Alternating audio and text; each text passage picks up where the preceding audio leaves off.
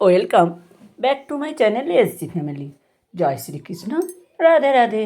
SG ফ্যামিলির পক্ষ থেকে সবাইকে স্বাগতম।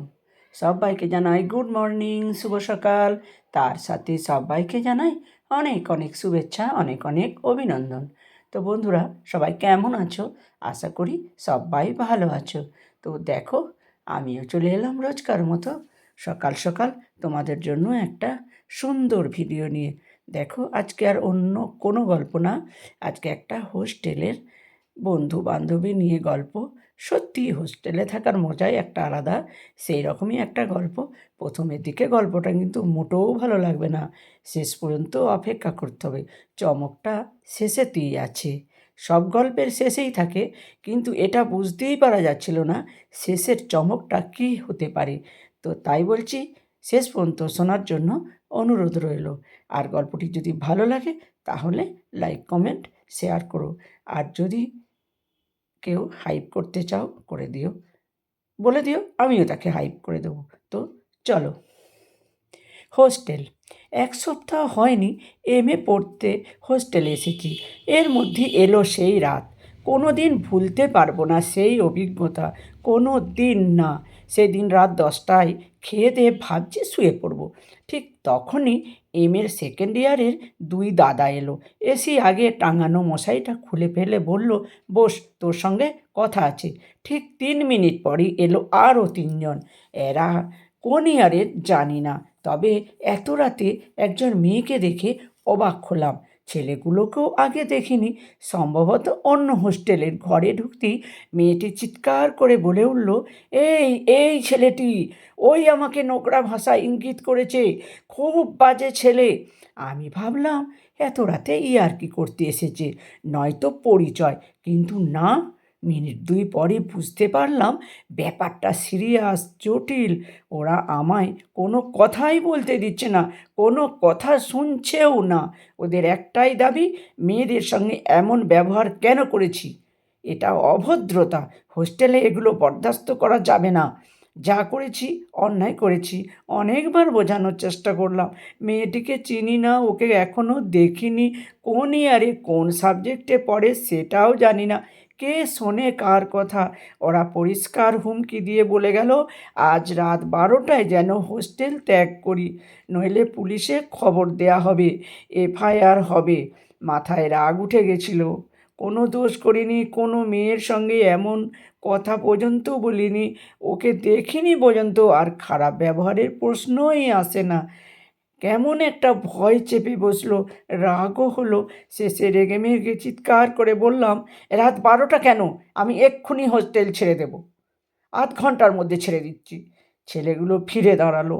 একজন এসে চুলের মুঠি ধরে বলল, তোকে বলা হয়েছে রাত 12টায় হোস্টেল ছাড়তে, 12টা মানে 12টা, এটাই তোর সাজা, মনে থাকে যেন। হুমকি দিয়ে ওরা চলে গেল। কেমন অসহায় লাগছে নিজেকে এখন। হোস্টেল এত খারাপ জায়গা, এত সহজে মানুষকে দোষী বানানোর জায়গা, এত সহজে। আমার রুম পার্টনার অনিরুদ্ধ এতক্ষণ কোনায় বসে কাঁপছিল। ও উত্তরবঙ্গের ফালাকাটার ছেলে, মারাত্মক ভীতু, অত্যন্ত ভয় পেয়ে গেছে। অনিরুদ্ধ এগিয়ে এসে আমার হাত দুখানি ধরে বলল, বন্ধু, এর মধ্যেই মেয়েটার সঙ্গে বাজে ব্যবহার না করলেই পারতিস, আমাকেও না হয় ঘর ছাড়তে বলে। আশ্চর্য হয়ে বললাম, কেন? তুই তো কোনো দোষ করিসনি, তোকে হোস্টেল ছাড়তে বলবে কেন? আমিও দোষ করিনি, পয়সা করি খেয়ে অন্য ছেলেকে ঢোকাবে, নিশ্চিত সেই মতলব দেখছিস। অনিরুদ্ধ এবার নিজের জায়গায় ফিরে গিয়ে বলল, দেখ সুশান্ত, ওই মেয়েটা যদি কমপ্লেন করে লাইফটা বরবাদ হয়ে যাবে রে। ওরা যা বলছে তাই কর, কিছুদিন বাইরে কোথাও থাক। আমার মুখের ভাষা হারিয়ে গেছিল, বারবার চোখ ফেটে জল বেরোতে চাইছিল। কোনো দোষ করিনি, অথচ আমাকে হোস্টেল ছাড়তে হবে। সবচেয়ে বড় কথা, বাড়িতে কি বলবো?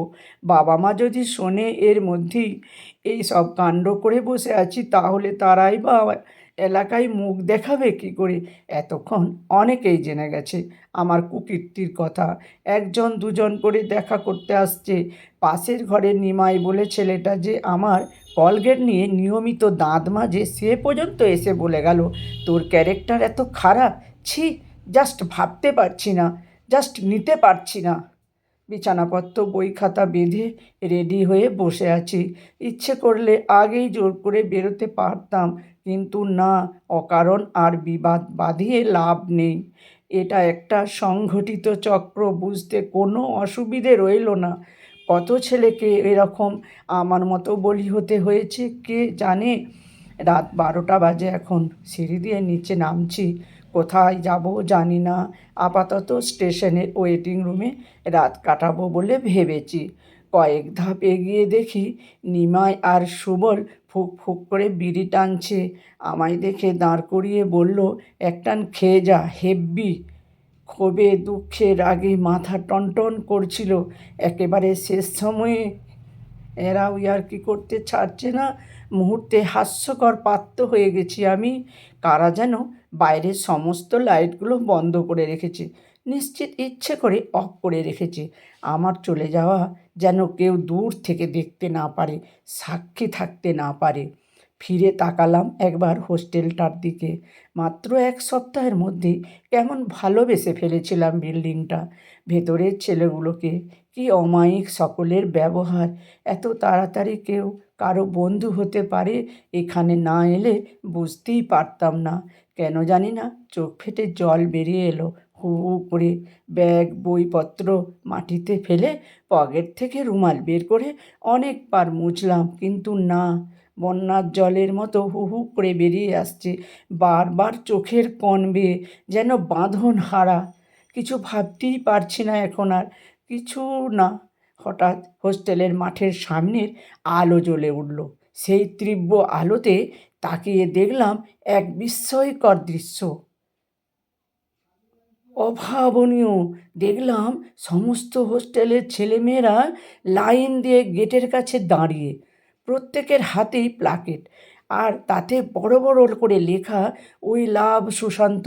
কারো হাতে লেখা হ্যাপি বার্থডে টু ইউ।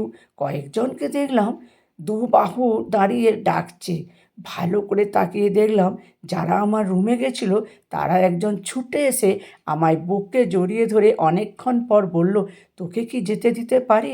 তুই যে আমাদের সকলের ছোট ভাইয়ের মতো। সেই মেয়েটা ধীরে ধীরে কাছে এসে দাঁড়িয়েছে।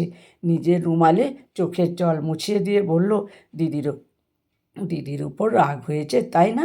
চ, নিজের হাতে খাইয়ে দেবো তোকে। আমার ছোট্ট ভাই, আমরা সবাই জানি আজ তোর জন্মদিন। জানিস, নিজেরা রান্না করেছি তোর জন্য। সেই রাতের কথা আজ বড্ড মনে পড়ে সেই বন্ধুদের কথা, সেই বিল্ডিংটার কথা। মনে পড়লি একটা ভালো লাগার স্রোত বয়ে যায় সারা শরীরে। কেন জানি না দুটোতে জলে দুটোতে জলে কেমন লাগে, যেন জলে ভালো লেগে থাকে। কেমন লাগে?